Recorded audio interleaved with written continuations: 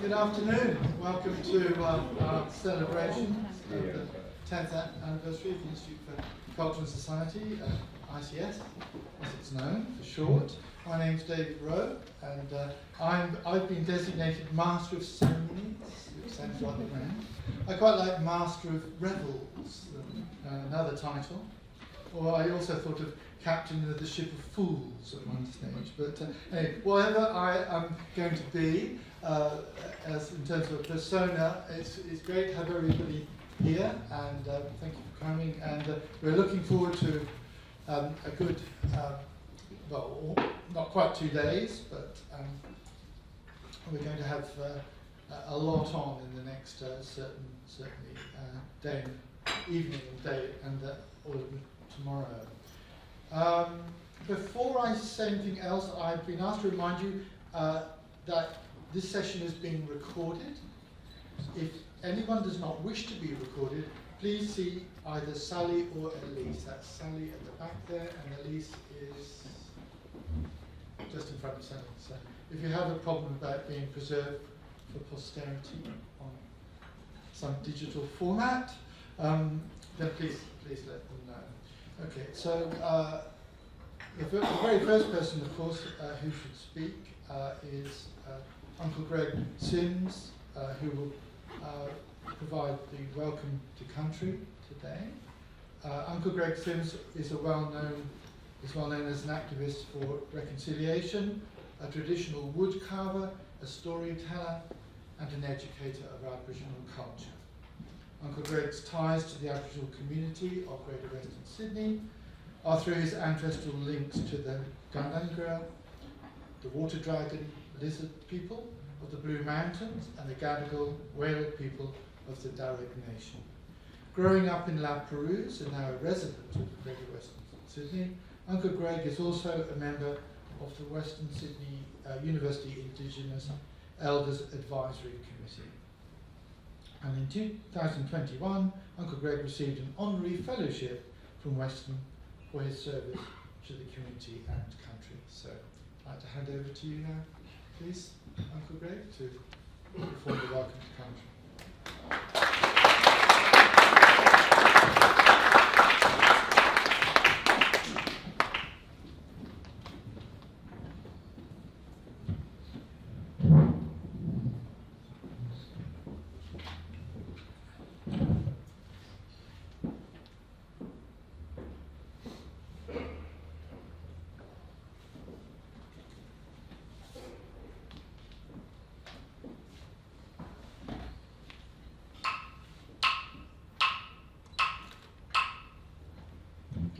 Firstly, I would like to say good afternoon to all.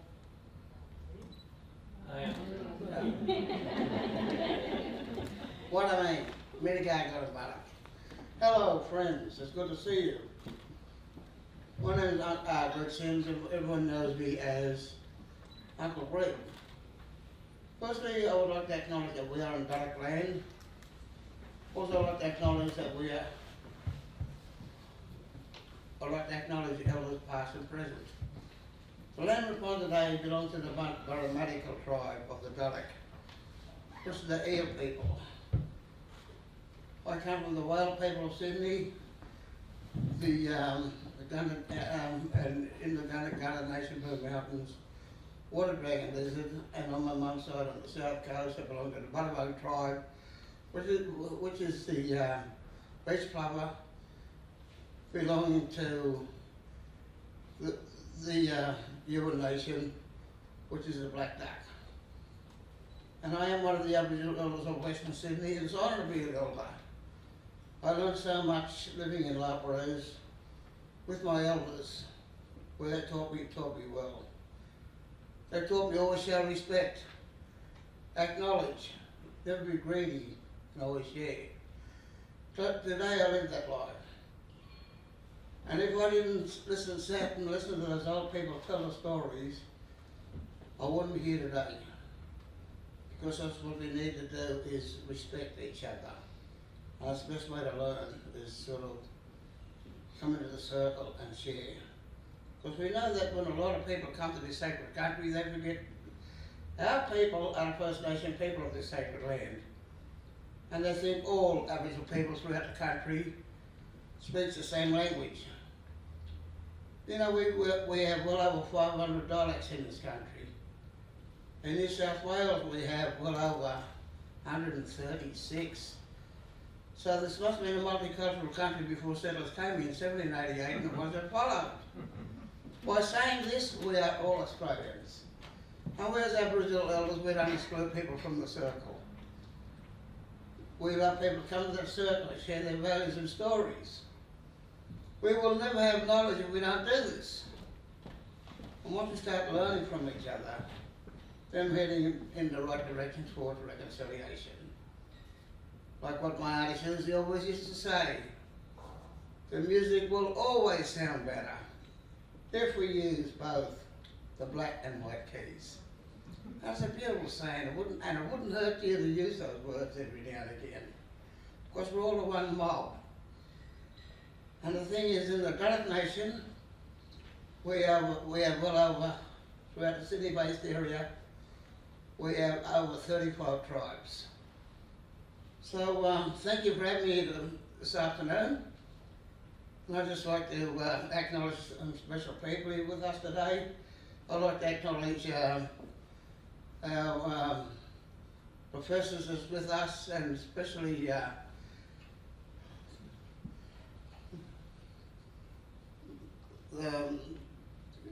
like to acknowledge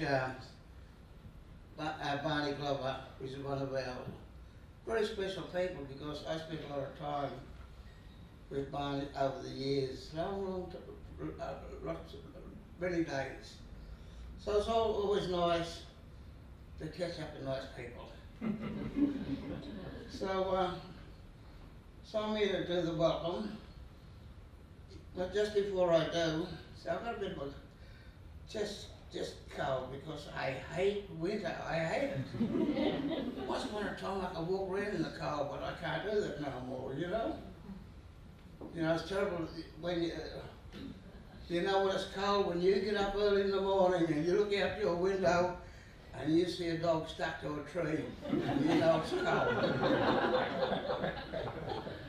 So I'm going to do the welcome, and this is for this special, for the 10-year anniversary of the Institute for Culture and Society. And no matter what we do in life, we all belong to it, because we're all one mob. Because you will always be part of our heritage and culture. So before I give the welcome, I'd just like to say one more thing, is that when we take our next step, just remember the ones that walked this sacred land before.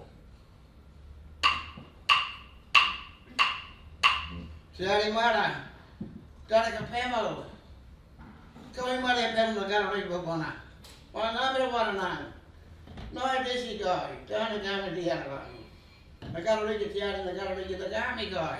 Go your way to go and go, that gonna go. Don't allow him to go and Gami. Just allow him to play me going to go. Jami Tiari the Garrick on the Jomana.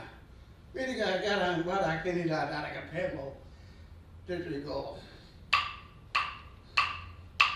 This is Darug lands, the land of ancestors. The spirits that walk among us, spirits that have been here since the dream time. Our language and our culture have been passed down from generation to generation to continue that unbroken culture that has extended for thousands of years. In the language of our people, we welcome you to Darug lands. Thank you, and have a great afternoon.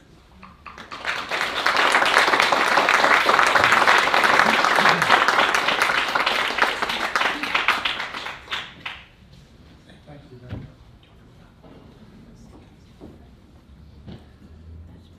Thank you, Greg, for that excellent welcome. Perfect way to start off our proceedings. Okay, so we've got just a rolling number of people giving brief, and I emphasise brief, presentations. Next is Professor Heather Horst, who's our director. of the Institute of Cultural Society.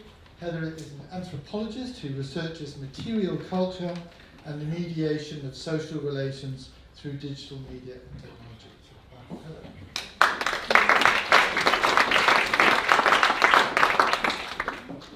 Okay, the obligatory mic is down, lower. So first of all, thank you, David, and to Uncle Greg for the really warm welcome to country. I also want to acknowledge we're holding community on Darug land, and on behalf of the Institute, I'd like to express our gratitude to elders past, present, and emerging for the opportunity to share stories, memories, and knowledge that have been part of this country for centuries. And I'd also like to add special welcome to our Indigenous colleagues who have and will be joining us over the course of today and tomorrow.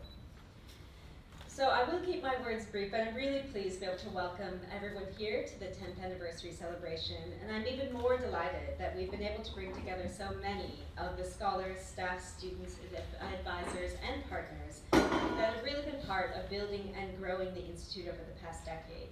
And this includes our founding director, distinguished Professor Ian Eng, who you'll hear from very soon, and former director, Professor Paul James, who have been really actively involved in developing the program today. And I think I speak for all of us when I say that their vision really continues to guide us, even in the content, as the content and context for our research evolves. And we all know that it's been evolving very quickly over the past few years. So as a relative newcomer to the Institute, I've been really struck over the past few years by the collaborative ethos, the collegiality, and the sheer dedication of members of the ICS to our collective mission to analyze and shape transformations in culture and society. So this includes all of our members, but I especially want to call attention to those who have held governance roles of the past decade. You'll hear from a few of these people off and on throughout the next few days. But this includes our research directors, Tony Bennett, Greg Nielsen, Juan Salazar, and Ned Rossiter, who have each played pivotal roles in developing and supporting new research agendas and trajectories. Louise Crabtree-Hayes, Gay Hawkins, and Leah McGee have really defined our commitment to engaged research over the years. Greg Noble, Megan Watkins, Dennis Byrne, and Fiona Cameron have tirelessly mentored and supported our talented HDR students. And on a day-to-day basis, our Institute manager, Terry Farraclough, and all of the professional staff we work with, including Sally and Louise at the back, are absolutely essential to realizing our collective aspirations and accountabilities, both to ourselves, but also to our legacy Professor Deborah Sweeney and Vice Chancellor Barney Glover, who continue to really support and champion our work, even in challenging times, I think. So our program over the next day is really designed to pay tribute to some of the foundational commitments of the Institute. This includes a very deep engagement with communities in Western Sydney, a region that we and the university are committed to understanding and serving. It also reflects the global engagement of our work through our students' collaborations and research partnerships. And we feature some of the exciting new commitments that we have developed, such as the increase in creative practice scholarship and new focus areas such as climate change and the environment, continuing work on economic transformations, and of course, things close to my heart, the implications of new technologies on culture and society. So alongside this academic programming, we've tried to set aside more informal time at our receptions, lunches, and afternoon teas. And we really look forward to celebrating with people who have and continue to make ICS a wonderful place to work, as well as to imagine new possibilities and new worlds together.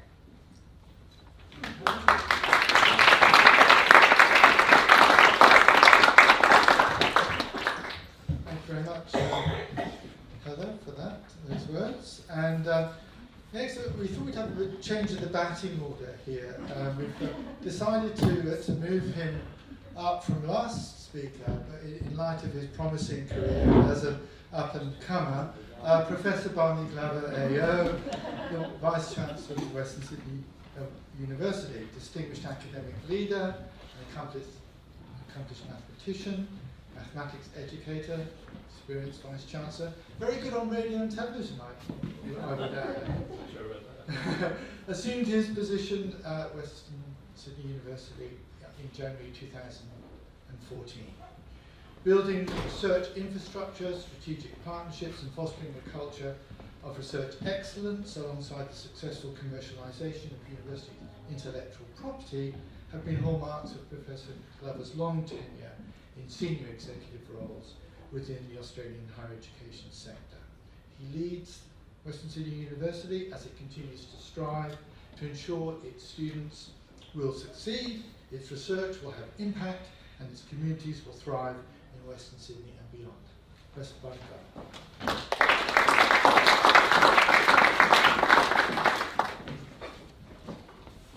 Thanks, David. I know Uncle Greg's had to leave, but it was wonderful to have the welcome to country from Uncle Greg. It always is, and I'd also like to begin by acknowledging the traditional owners of the land on which we're meeting today, the people of the grammatical people of the Darug Nation, and to acknowledge the elders past and present. It is great to be here. It's great to be here. I was thinking about this being the 10-year anniversary and thinking, actually, I've been the Vice-Chancellor for a lot of the 10 years. I didn't really twig. I always thought ICS has been around a long time before I got here, but it was a couple of years, actually, before I arrived in 2014. So it's nice to be the Vice-Chancellor. I know Jan Reid would love to be here to celebrate. I'm sure she'll be very interested in what's happening, but it's great to have been the Vice-Chancellor, to have been with ICS through that period. And when I arrived, I still remember my first meeting with Ian, when I went around to see our institute directors and to get to know this Institute for Culture and Society in a bit more detail. As a mathematician and a Vice-Chancellor, it was great to have that opportunity. And then Ian eventually wanted to retire and move on to do other things. That's great. I survived the Paul James period in the best possible way.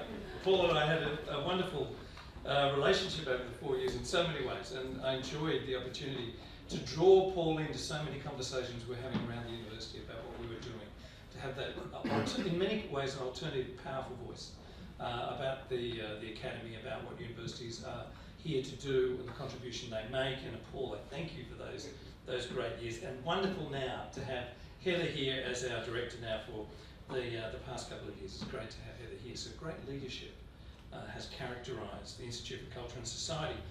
And I was also reflecting on, in fact, Deb and I were talking about the journey with our major institutes at the university. We're having a period of a flourish of celebrations of decadal anniversaries. We had the Hawkesbury Institute for the Environment, which is doing just extraordinary things based out of Hawkesbury.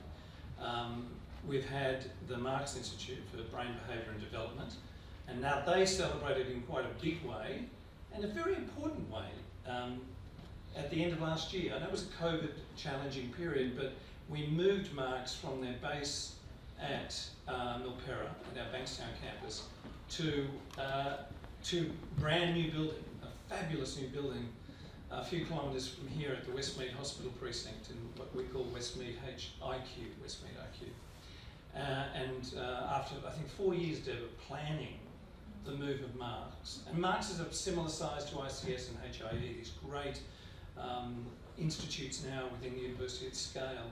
And so Marx had this moment after 10 years to celebrate that in great new facilities, HIE at Hawkesbury, and now to have an opportunity with ICS, our three very significant research institutes. And I do pay tribute to the foresight of my predecessor, Jan Reid, and I think it's probably Wayne McKenna that might have been, there's lots of nodding heads, must have been instrumental in the decision to focus some of our research at the university and, to go against perhaps the trend in many other universities to allow 1,000 flowers to bloom, but instead to say, no, let's focus our research effort in areas of strength around some of our very distinguished researchers. And that was a very important moment for this university in the development of its research profile. And I think anyone, and Deb and I look at the data on frequently, look at the way the university has developed over the last decade, and particularly the last 5 to 7 years. You see this enormous growth,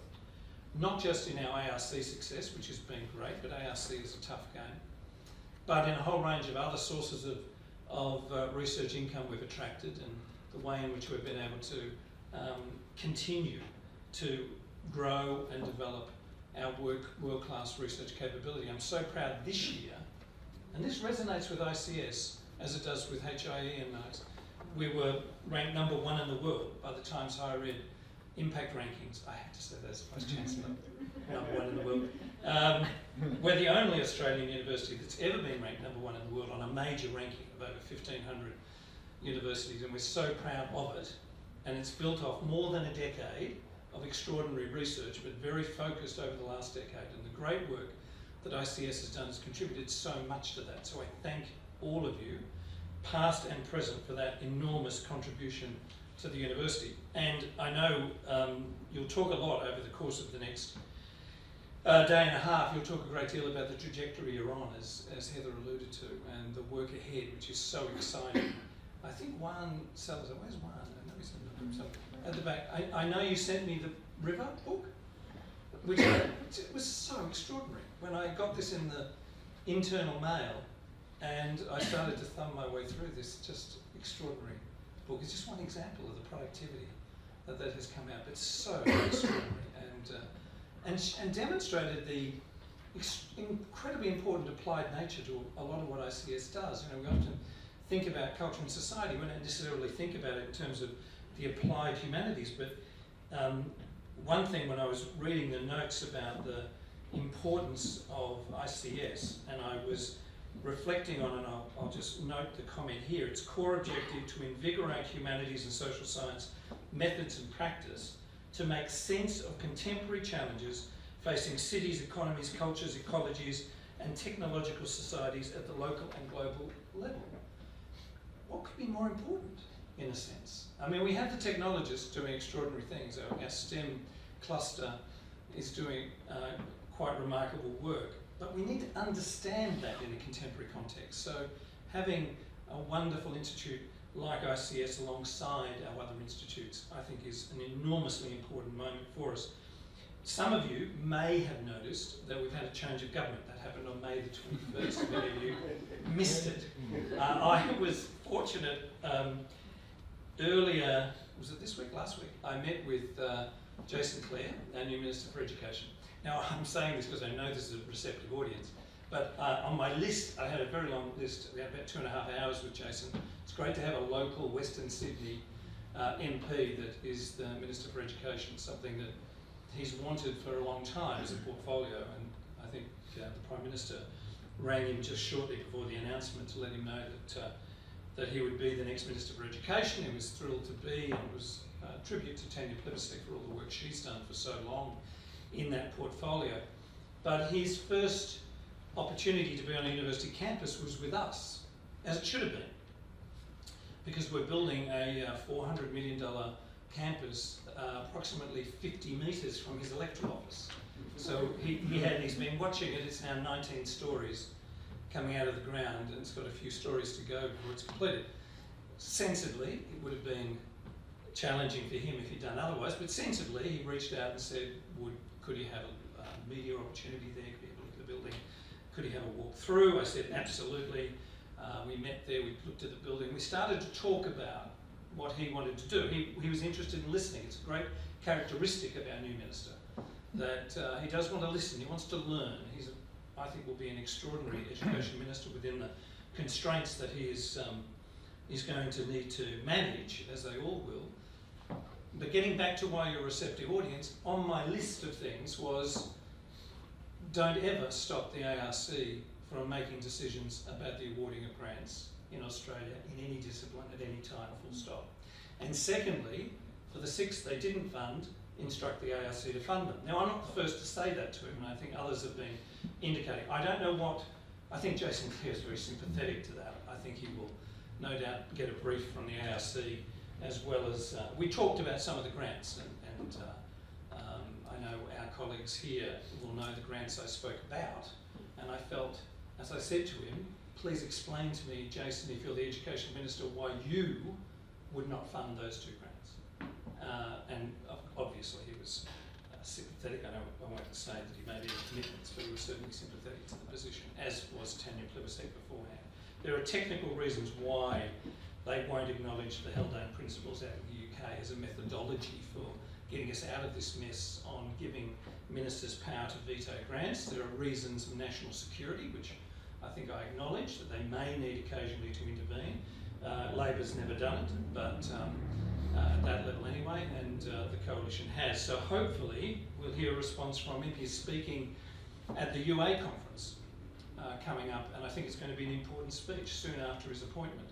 And I do think, he will be a Minister for Education that will be very supportive of the humanities, arts and social sciences, and I look forward to that, and I think we'll hold him accountable for that. There's been a lot said in Parliament over 8 years in relation to changes to the sector, and we just have to look at the JRG, the Jobs Ready Graduate Reforms, to know that the sector is asking for a real review, and a review that can bring about some change, real change, in the way in which, for example, the humanities are funded in Australia. He is sympathetic to all of those challenges, and he did indicate, and I'm sure he'll make the announcement.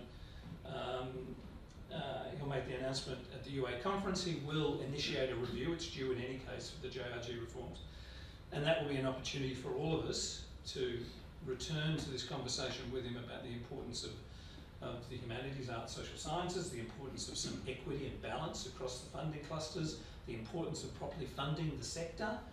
He will have concerns about how we can drive more funding into the sector, so that will be a conversation that he'll have to have with his cabinet colleagues. Glyn Davis, a former VC at Melbourne and at Griffith, is now the Secretary of the Department of Prime Minister and Cabinet.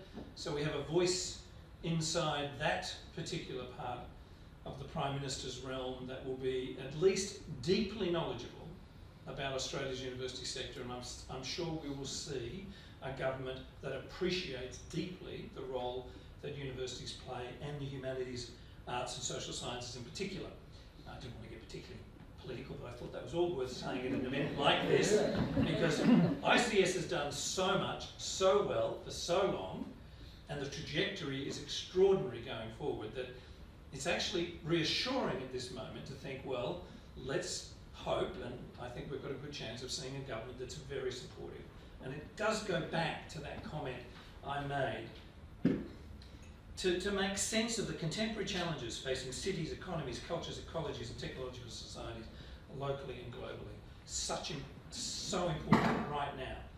Now, there's many other things I can say, but I've actually used up all my time with that political hydra. But I did want to acknowledge, and there are many measures of the extraordinary success of ICS.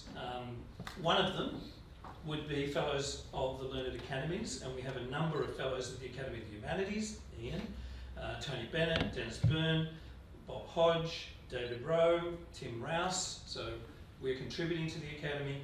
The Fellows of the Academy of Social Sciences, Kay Anderson, Catherine Gibson, David Rowe, Tim Rouse, Deborah Stevenson, good to see you, Deb, as well, a great member of ICS. Corresponding Fellows of the British Academy, Catherine Gibson, Jamie Peck, and the list goes on. So we're making an extraordinary contribution to the Academy. One of the things I was very impressed with about ICS, and Deb I may be stealing Deb's thunder every time I say something for yours, Deb, but I know you'll have many other things to say. But when we had the impact assessment, the engagement and impact assessment in 2018, I think it was, and the case studies, the 3 case studies that ICS put forward in that context, they were very powerful case studies. And I think, again, reinforced the importance of an institute like ICS. I didn't acknowledge Mandy Thomas, who was here earlier, who is in the front row. Mandy I've known for a long time, and it's wonderful to see you here.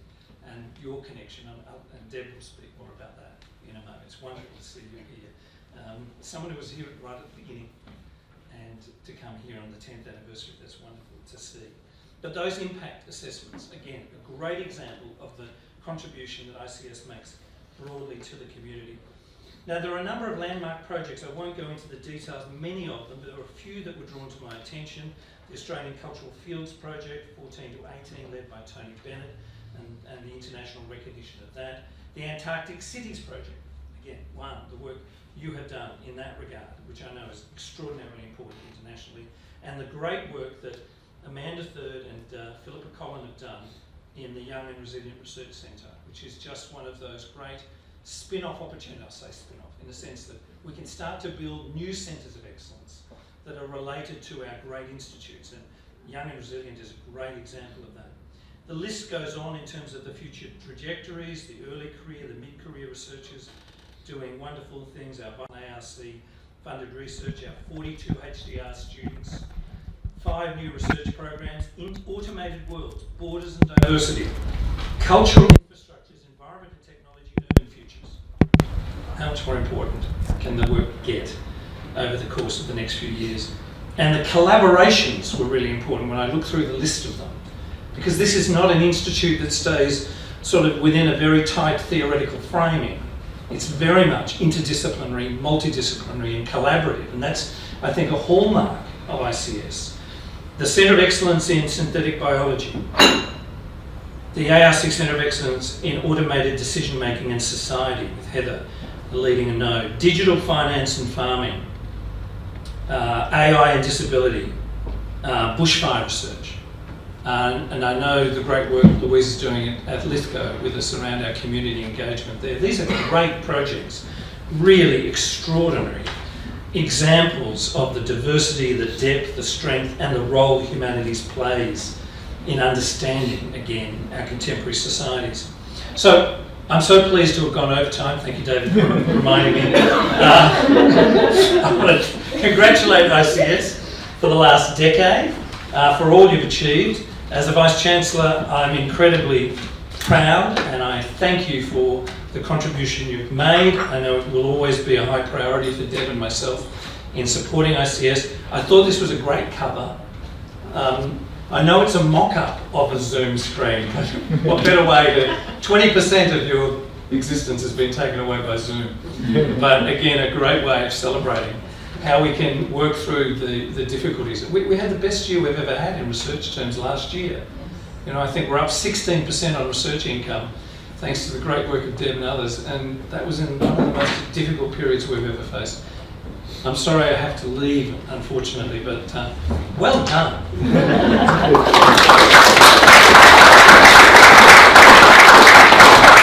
you very much, Chancellor. Time is a relative concept. Clearly, I don't know if people know the latest breakthrough in advanced physics. I was hearing on the BBC Radio 4 the other day that someone has proposed that time can be abolished, which is worth us thinking about. I was particularly pleased to hear what Barney had to say about the scandal of the vetoes in the ARC, and I'm very pleased to hear that he's been already in the ear of the new minister. Personally, I've been involved in 3 of them, not as an applicant, but as an assessor and as a mentor twice. And indeed, a few months before I came to Western Sydney University in 2006 was my first encounter with the veto of recommended research by the ARC. So it's a long road, and I hope that we can really get some progress there. Okay, so next, and to speak, and hopefully with a little more brevity than the Vice-Chancellor, Professor Deborah Srini, who's Deputy Vice-Chancellor, Research Enterprise and International. As DVC, she provides leadership and guidance to achieve the university's strategic priorities for research and innovation, partnership development, and our international strategy. In addition, she's responsible for supporting the research portfolios within the schools and institutes. So, Professor Deborah Srini.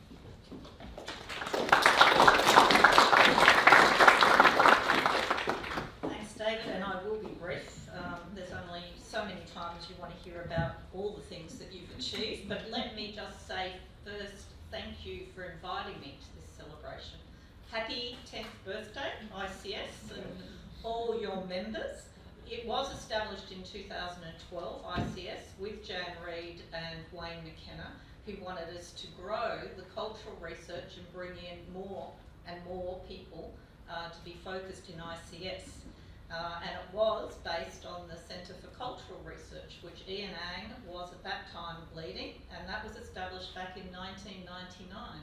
And a partnership which I only recently realised between Western, or UWS as we were at that time, and UTS. And it was on the back of the great success of that centre that Professor Thomas was a postdoc initial postdoc in that, and I'm sure you'll talk more about those years, that ICS was born. And under the leadership of those three founding directors that we've heard, Ian Ang is the founding director, Paul James from 2015 to 2019, and now Heather, really the leadership that you have provided, along with your management team, your research directors, HDR directors, engagement international leaders, have focused and delivered the excellence, the research capacity building, and importantly the impact that I think was always envisioned possible, but really delivered in spades. So I'm not going to re-prosecute some of the work that Barney has shared with you, so I'll tear that page off.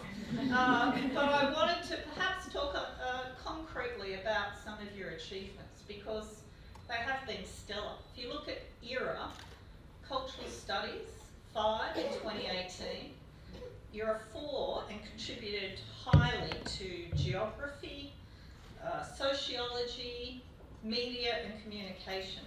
So to have that breadth of ranking out of an institute that is 50 academic and professional staff and 30 school-based members and 40 HDRs is an extremely pleasing result. And to have so many school-based members associated with the institute is a real credit to the collaborative spirit that I think has been at the heart of ICS for so long. It's, as well as your ERA, of course, your contributions to our #1 ranking in the world. We all have to talk about being #1 in the world, #1 in Australia. We love to say that very often. But it is a real credit, the amount of high impact work that comes from ICS. Of course, for me, ICS people that I talk to know that I'm always fascinated about money. And ICS, in the last couple of years, your performance has just been remarkable. Half of your income generation is from the ARC. That is no mean feat. And over the last 5 years, it has tripled. That is also not a small feat. But in addition to that, $1 million of your income last year came from your partnerships with industry. And that diversification, that change from just relying on the ARC to being a much broader institute and valuing and being able to achieve with the industry, I think was a really significant change that ICS embraced. So it's a fabulous, fabulous outcome. In the last 3 years, ICS has had 5 ARC linkage grants. 5 in 3 years. A tremendous outcome. And if you look at the partners that you've had in those ARC linkages, the Powerhouse Museum for 2, the Australian Cooperative Housing Alliance, Microsoft, Your Side Australia, Western Sydney Migrant Resource Centre, Casula Powerhouse Arts Centre, Gallery Lane Cove, Creative Studios. The breadth of the deep collaborations that you've established with industry is just another stellar outcome. I know tomorrow there's a session with HDR students, past HDRs as well as present, and where those students have gone on to. You have national and international leaders from the cohort of HDR students that have been associated with ICS. And probably there is no better reflection of the accomplishments of any research centre than the capacity building that you do of the people that come and spend time here and then go on to forge their own careers. So, fantastic. The last point that I wish to make, David, I'm hoping I'll be to time, is to recognise the 2 SRIs that are being nestled, born, fostered through ICS, Young and Resilient in particular, the first of the 3 that we established. And I know Amanda is in the audience, and I think I saw Pip. I just want to, there you are, Pip, pay credit to you. And again, I've already looked this year at how each of our SRIs, schools and institutes are tracking on their income.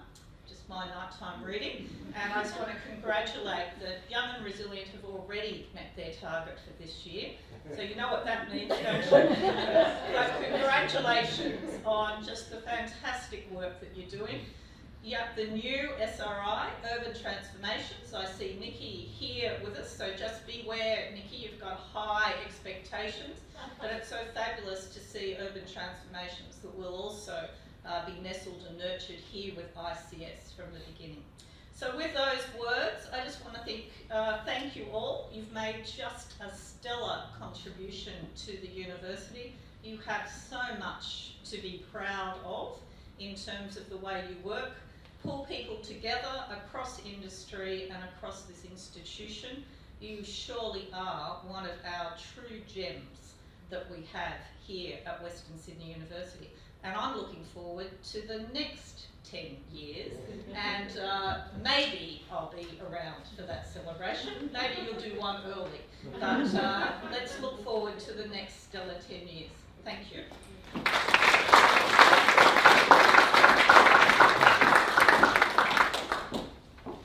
Thank you for that, Deborah. I got an early introduction to time and motion studies when I had a holiday job with Plymouth City Parks Department, and I'd advise people to slow down a bit at ICS, because every time you do really well, the expectations rise. It's the first lesson of time and motion. Okay, next person to introduce has been, I think, at the heart of this institute and its predecessors, from the very start. And I was pleased to see that there was acknowledgement of all the work that went on before the institute was established. I had an email from, for example, from Rena Dobson, people might recall, who couldn't make it. She's in Brisbane, but she was recalling all the work that went into preparing the case to establish an institute, to move from the Centre for Cultural Research into the institute model.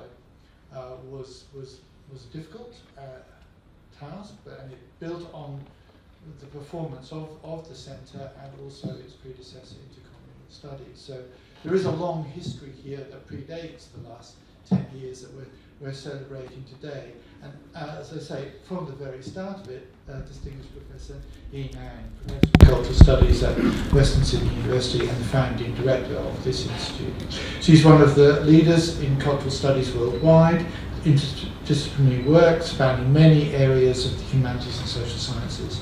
She's also a fellow, as we've heard, of the Australian Academy of the Humanities, among many other honours. So, distinguished Professor Ian Ang.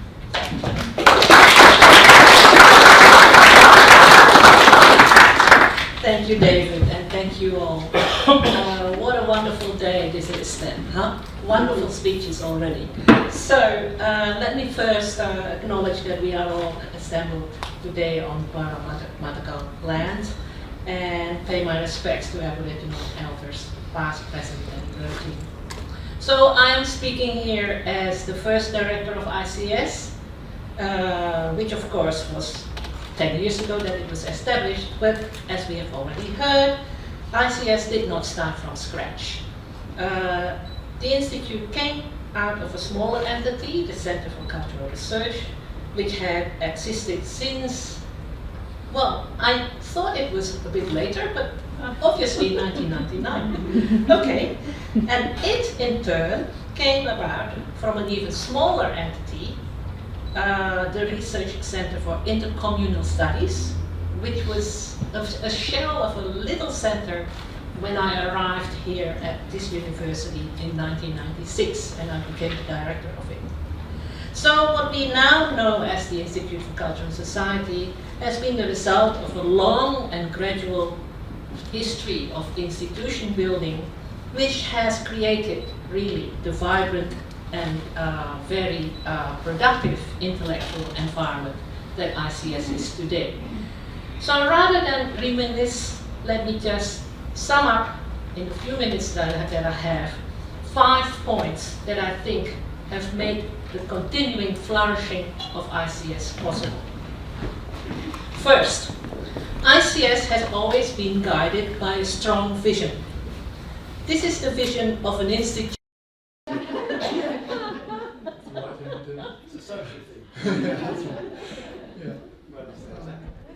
Yeah, it was very good to hear those words from Terry, because I think I've been in a lot of academic environments where professional staff and academics don't really get along, sometimes I guess there can be fault on both sides, but on the academic side I have encountered the occasional academic, more than the occasional one, who doesn't actually appreciate that they wouldn't be able to do what they do without really good professional staff. But one of the things that really struck me about ICS is that we've had very talented professional staff who've actually been really interested in the work that we do. That you can have great conversations with them about it, and that I think is particularly distinctive of this institute. And just very briefly, we did mention the work that has gone on in the building of the institute, and so many of the professional staff that Terry mentioned were also working members of the Centre for Cultural Research, and there's one person here I'd just like to acknowledge, Marie O'Neill, who was the Centre Manager for the Centre for Cultural Research, predecessor of ICS, who did amazing work to weld us together into a team. Okay, well, time is getting away from us. Time is the enemy, as they say. But so down to our last presentation, which will be probably about as long as the Vice Chancellor, so I'd imagine, which will then lead into a panel. We'll have a little break for people to stretch after a presentation without following questions by Professor Mandy Thomas, who's Emeritus Professor of the Faculty of Creative Industries, Education and Social Justice at QUT. Mandy's had many senior jobs, including Pro Vice Chancellor, Research and Research Training at the ANU, and Executive Director of Humanities and Creative Arts at the Australian Research Council, an anthropologist who's done field research in Vietnam and Australia, very distinguished academic, who I guess in a way got one of her first breaks, at least here with us at one of the precursor bodies of ICS. So I'd like to welcome Professor Mandy Thomas.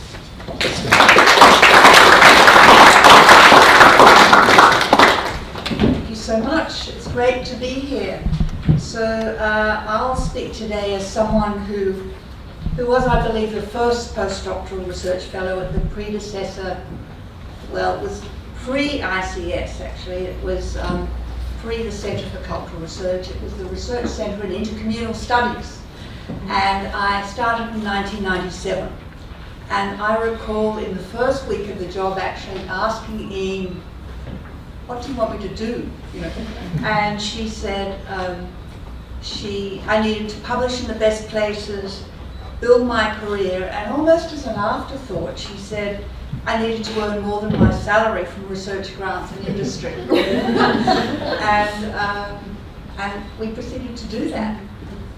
All of that we did together, and it was quite extraordinary within those constraints. I had the actual freedom to do the research that I wanted to do. We were both so incredibly busy those first few years, running quite a few international conferences, hosting international events, and publishing, as well as undertaking new research projects and supervising PhD students. Elaine Lally was the centre administrator at that time, and there was only one other researcher, and that was Lisa Law, who's now at James Cook University.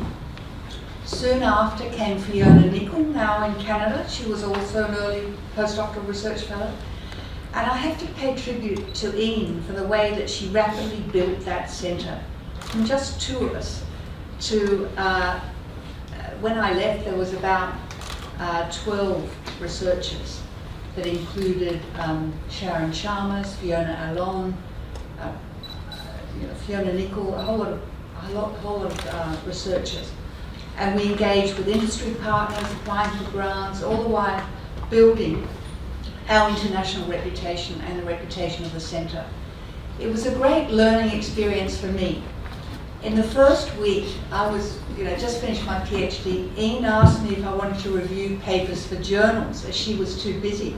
So she handed them on to me, that were ones that she had been asked to do.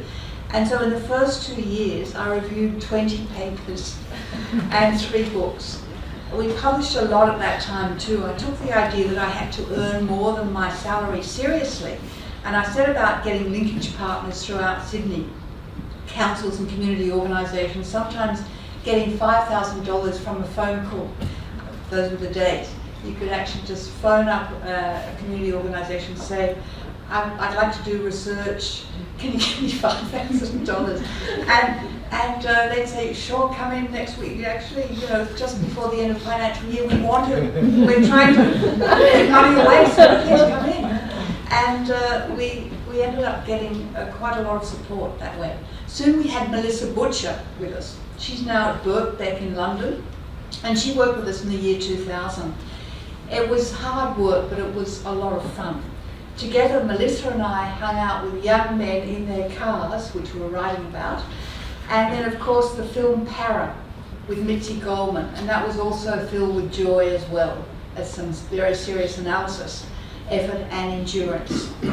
I was lucky to be awarded the first ARC postdoctoral research fellow at the university after a few years.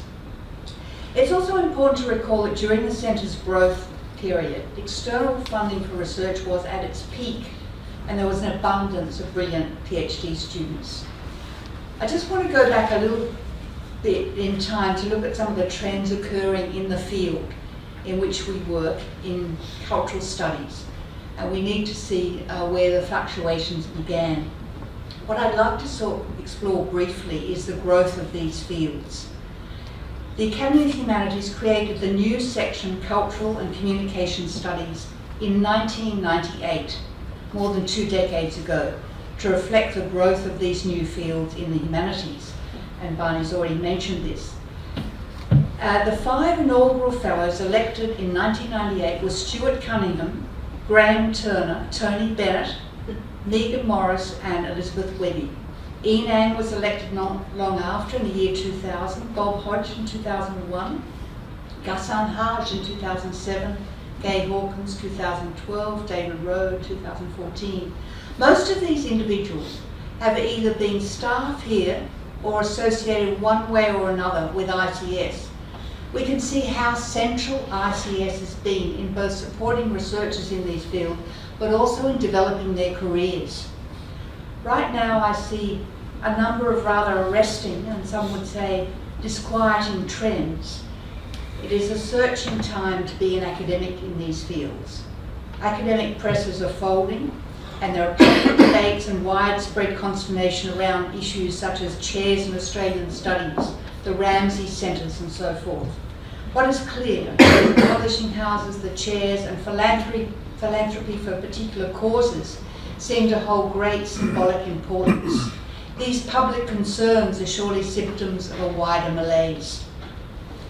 It's clearly a moment in time where not just wider society, but also scholars in these fields themselves feel under siege and are questioning the idea of what the future of these fields will be.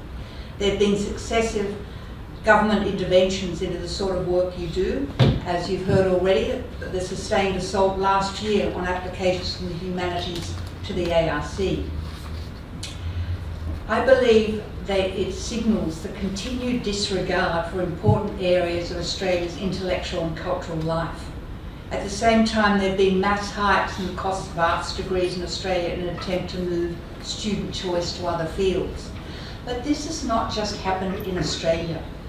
In the UK last year, the government considered plans to limit the number of students studying creative arts and other degrees with lower salary returns as part of its spending review negotiations.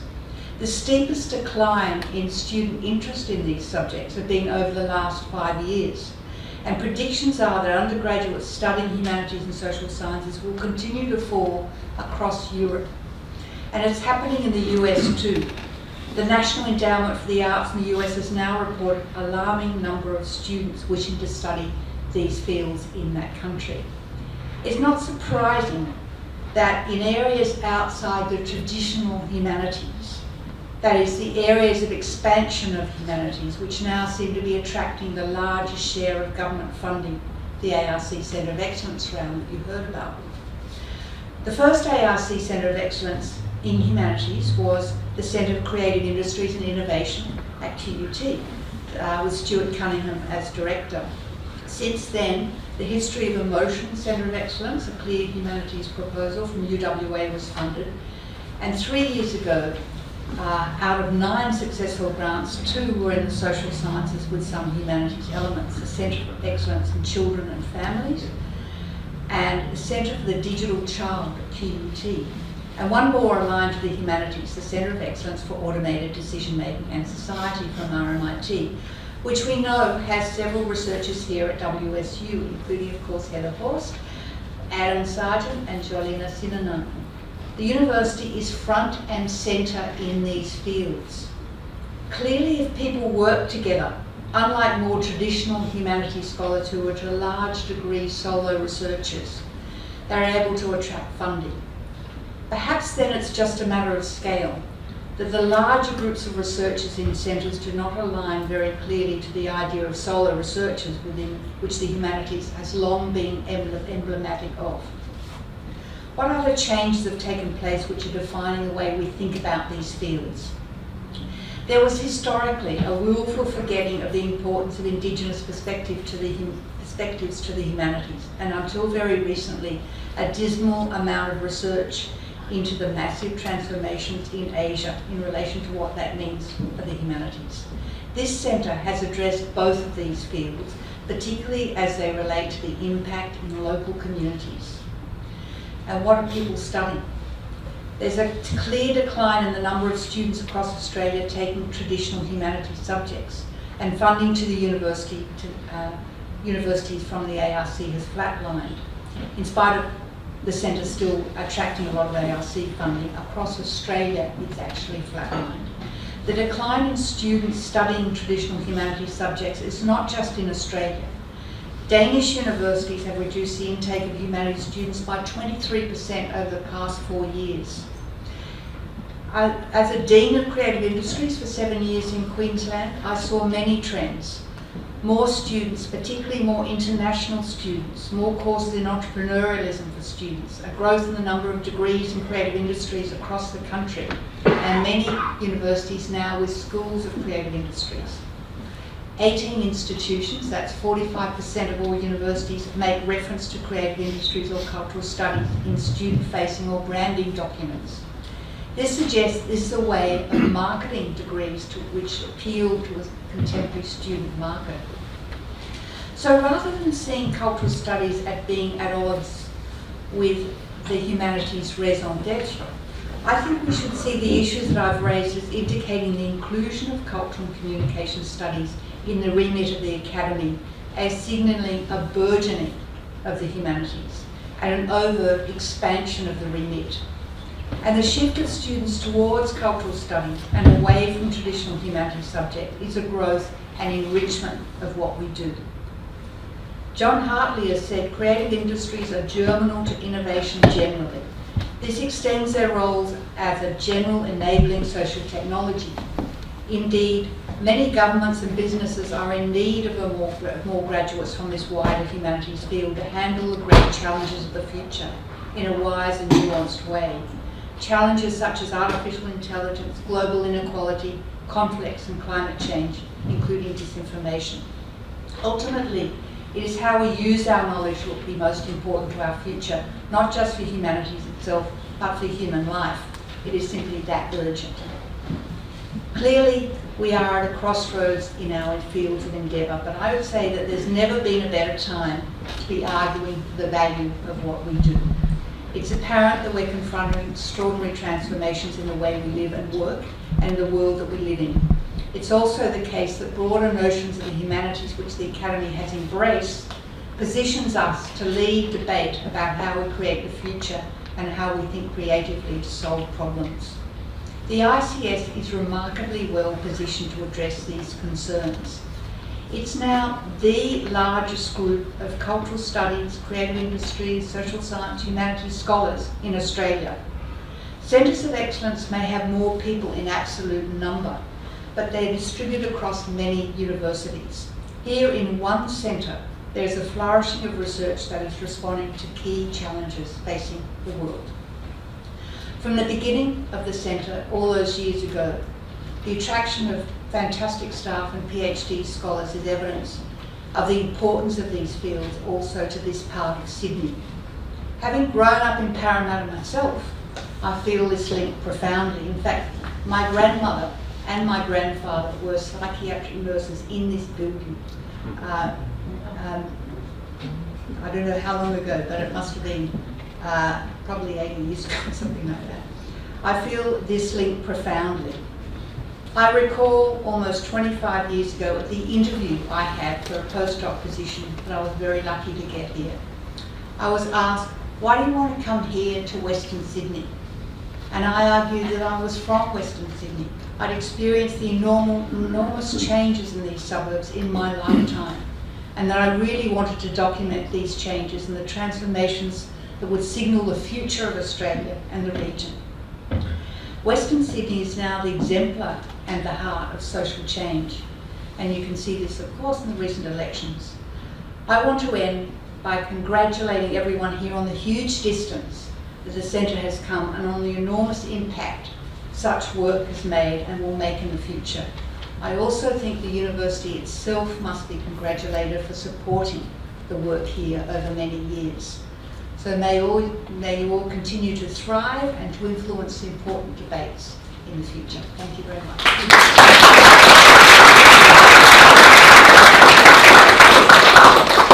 Thank you very much for that, Mandy, for us to consider there. It did occur to me when you were talking about your long history with this place, almost as long as Ian's, and of course continuing for a long period, a great friend of our institute through your role on the advisory board committee for many years. So thank you for that contribution.